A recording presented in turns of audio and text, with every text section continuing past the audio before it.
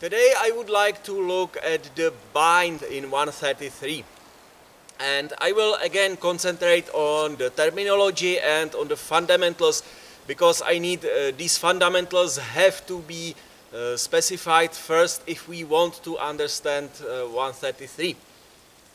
So I will start at the definition. What is the bind? According to German longsword system, any contact of the blades is considered to be a bind, be it longer contact or just a simple clash of the blades. In 133, we are not given any specific definition of the bind, and for some time I had the feeling that the implicit definition in 133 has to be narrower, because the manuscript is not talking about binding in situations where I would expect it to talk about it. But in the end, I have come to the conclusion that the definition in 133 might be the same, but the bind itself doesn't occur so often, because we are not having just one weapon, we have two, and it is only clash of the blades that is the bind. But if you are fighting with sword and shield, then the most usual clash would be the blade on the shield. So in longsword, almost any contact of the fencers results in the bind, because your sword is the only tool you can use to work with the opponent, with the opponent's attack. But if you have sword and shield, then you can successfully defend for some time only by the shield, and if the sword is not involved in the defense, then you will not get the bind, because the bind is still blade on the blade. This was not the bind, but now it is. Now 133 divides binds to 4 different categories. You may be binding above and on the right, above and on the left, below and on the right, and below and on the left. What does it mean being above, binding above? Well, very often it is clear. If my blade is over the opponent's blade, then I'm binding above and he is binding below. That's easy. But in some situations it is not that clear, so I have like a simple tool to use. Generally, if from your position you are able to, in one tempo, to push the opponent's blade down, then you are binding above. And if you are not able to push the opponent's blade down because you cannot take the position from which you can push him down, it means that you are binding below. Similar thing is with left or right. Generally, if you are the active one and you can push the opponent's blade to the left, then you are binding on the left. If you can push the opponent's blade to the right, then you are binding on the right. If you are the passive one, then if your blade is being pushed to the left or can be pushed to the left by the opponent, then you are binding on the left. And if it can be pushed to the right, then you are binding on the right. So this is binding above and on the right. It is above because I can push my opponent's blade down and he can't push my down. He can't. Even if I was like this, I am still binding above because I can still push the opponent's blade down in one motion. On the other side, this is binding above on the left, this is binding below on the left, and below on the right.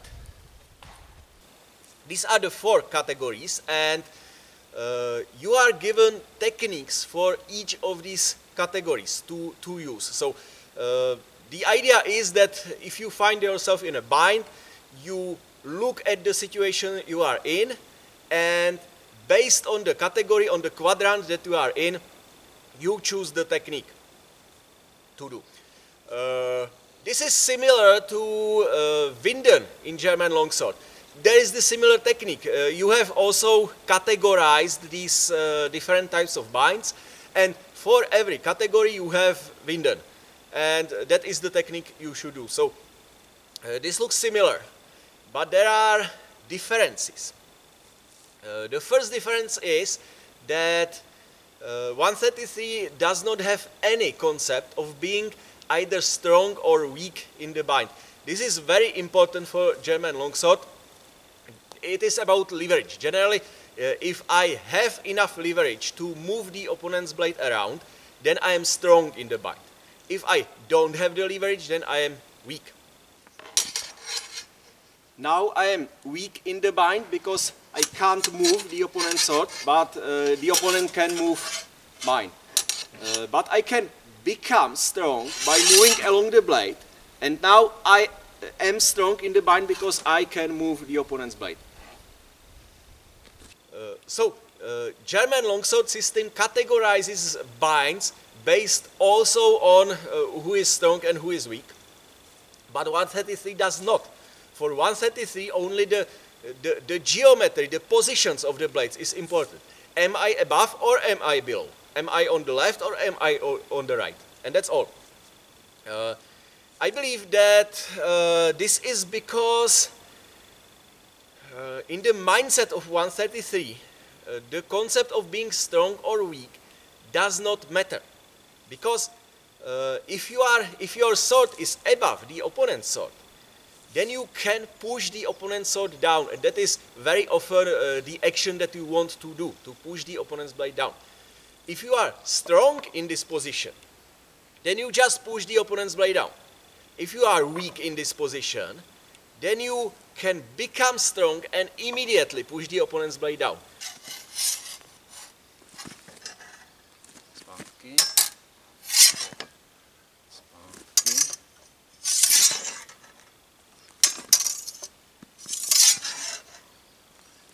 So in both cases, you will you will do the same, not exactly the same thing, but you will end in the same situation, and both actions will be done in one motion, in one tempo, and they would differ only in some minor trajectory differences, like I am pushing either directly down or with this movement around to become first become strong and then push. But these are very minor differences, and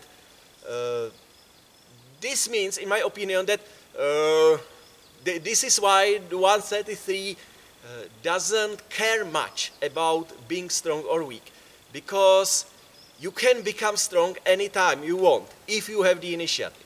So there is no need to use different action if you are weak. Another very important difference is that in 133 some categories of bind are more desirable than the others. This we are explicitly told by the manuscript, that binding above is better than binding below. So this is not, I believe, well, I'm not expert on German longsword, but I believe that Lichtenauer doesn't say anything like that, that like situation for duplieren is better than situation for mutieren or something like that. No. But in 133 we have this distinction. So this changes a lot, because it means that the bind is not neutral. It is like if you are in the bind, then you are contesting the above position. Everyone, both of you, want to be in the above position, and that's the better position. And you will take the below position only if you are forced to, not voluntarily.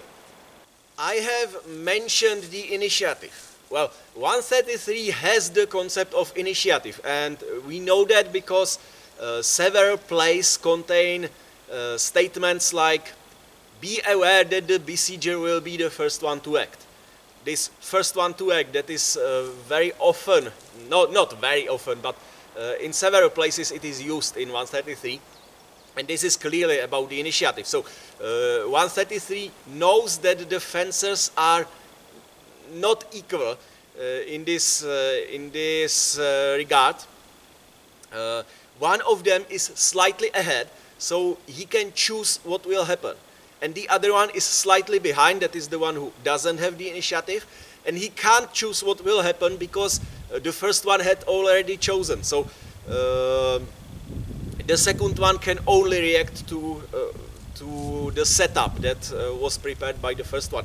So there is clearly this concept of initiative, and if we limit our scope only to binding, then I believe we have two important terms for this, and these terms are the binder, ligans, and the bound, ligatus. These terms, I believe, are primarily about the initiative. The binder is the one who has the initiative in the bind, and the bound is the one who doesn't have it. So this is primarily about the initiative, but the nature of binding in 133 gives it like overlaps to other categories, other places. For example, let's look at the position. We know that binding above is better, it is more desirable than binding below. So who will take binding above? Well, both fencers want to be above, and only one of them will be able to take the above position. So which one it will be? No, of course, the one who has the initiative, because he can decide what will happen. He is not limited by the other one. So if you have the initiative, you immediately take the above position because above position is better and you want to have the above position. In 133, you can expect that the binder, the one who has the initiative, is also binding above, because if you have the initiative, you take the position above, and if you don't have the initiative, then the opponent takes the position above, so you are forced below. This is about the position. Also, the binder is the one who is being active in 133, because he has the initiative, so he is the first one who will do some action in the 133. So it will be him who takes the strength in the bind and use it for some manipulation of the sword. So you can expect the binder to be almost always above and active, and the bound is usually below and passive. So here's like a rule in 133: if you can do this, so you can expect that the binder, the one who has the initiative, will do something. And this would explain why in 133 there is no play that would explain what to do if you are the binder, if you have the initiative, and you are binding below. That is never there, because you can expect that the binder will be above, because he can decide, and of course he will decide to take the better position. These concepts of binder and the bound are, in my opinion, primarily about the initiative, but because of the preference of positions and of the nature of how 133 works with the bind, these are also connected to other other features of the bind, being above and being strong. So this is my explanation of the 133 terminology connected to the bind, and generally the whole mindset of 133 around the bind. Also, I believe it is useful to make some analogies to German longsword, because the system of German longsword is well known for binding. So it is useful to show what is similar and what is different. Next time I will look at different techniques that we are advised to use in different types of bind. So that's it.